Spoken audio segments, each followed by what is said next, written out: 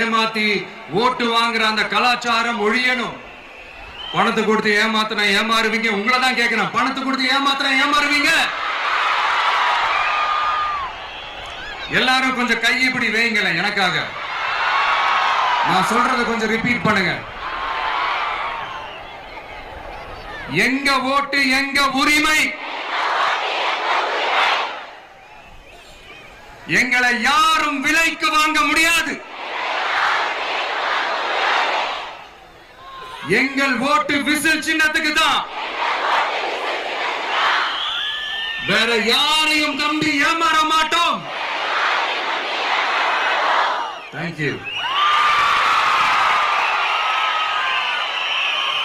கேட்டுச்சா சார்?